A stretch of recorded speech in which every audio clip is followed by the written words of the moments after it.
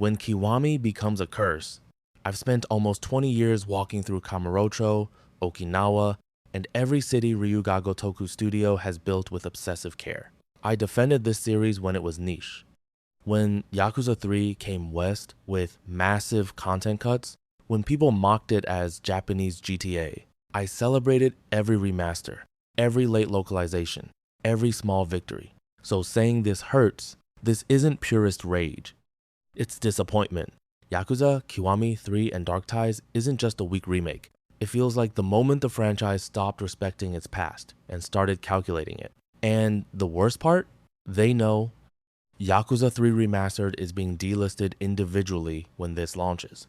If you want the original version, you'll have to buy an expensive full bundle. They don't want comparison. They don't want competition. They want this to be the only accessible Yakuza 3. That's not preservation. That's hostage taking. Technical section, how to make it look worse. The demo already raised red flags. And comparisons, especially from accounts like Spain Yakuza, made something very clear. There are areas where Kiwami 3 looks worse than the PS3 remaster. Not stylistically different, worse. The lighting has been flattened. Okinawa in the original had this warm, golden, late afternoon glow. Morning Glory felt nostalgic, soft, bittersweet. Now, it looks oversaturated, cartoonish, like someone slapped an Instagram filter over it. And the water, I'm not exaggerating, looks like glowing blue gelatin. They turned a paradise beach into a cheap motel pool. Kamurocho is even worse. The original Yakuza 3 had this grimy, humid, neon-lit night atmosphere. Dirty alleyways, cheap lights, real texture. Now it's homogenized. They've applied that standardized RGG engine look, the same visual identity bleeding into every city. It's digital gentrification. Different isn't automatically better, and in many scenes, it's objectively worse. Sure, it runs at 60 frames per second, but 60 frames per second doesn't matter when the soul is gone. Dark Ties, the 3-hour scam. Let's talk about what they marketed heavily. Dark Ties. They sold it like a full experience. A major expansion, a mind-focused narrative deep dive. It's 3 chapters. 3. If you rush it, you finish in under 4 hours. 4. And the content? Filler. Side missions like, buy me sake, bring me a sandwich, do good deeds in Konda's name. The Konda Charisma Project starts as a funny concept, mind-building reputation for a psychopath, but it runs out of steam fast. The combat is functional. Hell's Arena is decent. But Kamurocho in Dark Ties feels lifeless. No chaos, no density, no personality. It doesn't feel like a game. It feels like an underdeveloped DLC missing 2/3 of its content. The criminal retcon, mind lives and breaks the timeline. Now we get to the real damage. Spoilers for Yakuza 3 and 4. In the original, Mine dies. He sacrifices himself at Millennium Tower.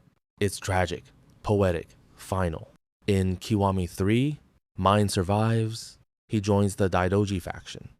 And worst of all, he prevents Hamazaki from stabbing Kiryu. This isn't a small tweak. This breaks Yakuza 4. Originally, Hamazaki stabs Kiryu.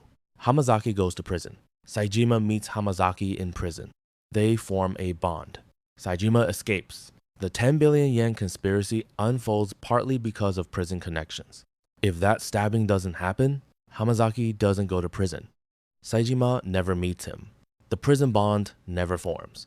The escape doesn't happen the same way. The emotional core of Yakuza 4 collapses, and Haruka witnesses Kiryu stabbed in the original. That trauma shapes her. It defines her fear of losing him. It matters in 5 and 6.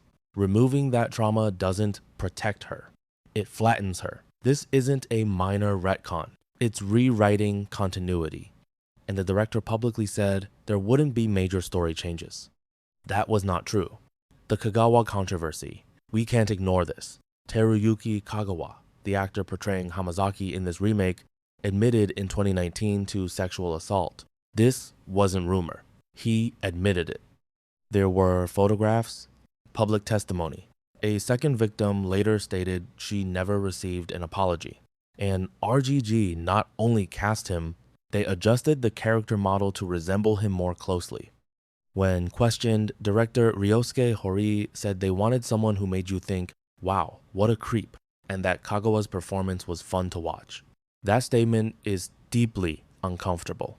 There were petitions, backlash, and RGG doubled down. It's not just a narrative problem, it's an ethical one. 88 substories deleted, 74% gone. Original Yakuza 3 had 119 substories. Kiwami 3 has 31. They removed 88. That's 74% of the side content gone. Not filler. Memorable stories.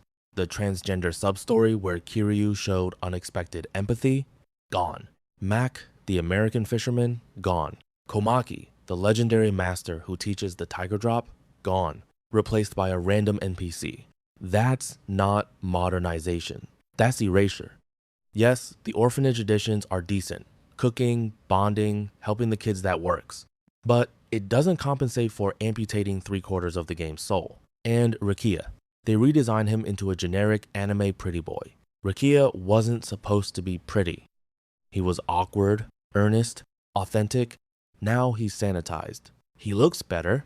He feels worse. Combat, easier, emptier. They fixed Blockuza.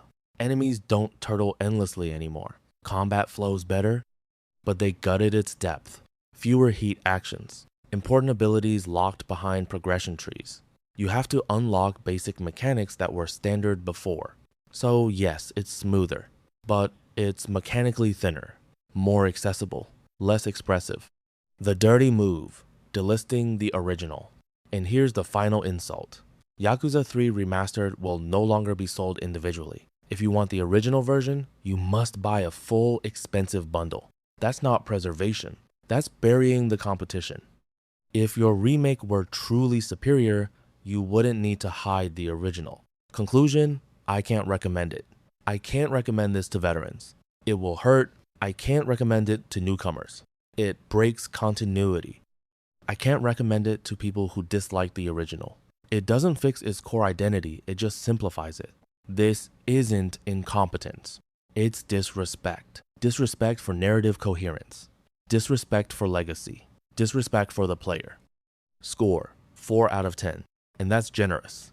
Points go to the orphanage kids, a few decent new scenes, and Hell's Arena. Everything else feels compromised. Don't normalize this. Don't reward it blindly. If this is the future of Kiwami, then maybe some games don't need to be remade.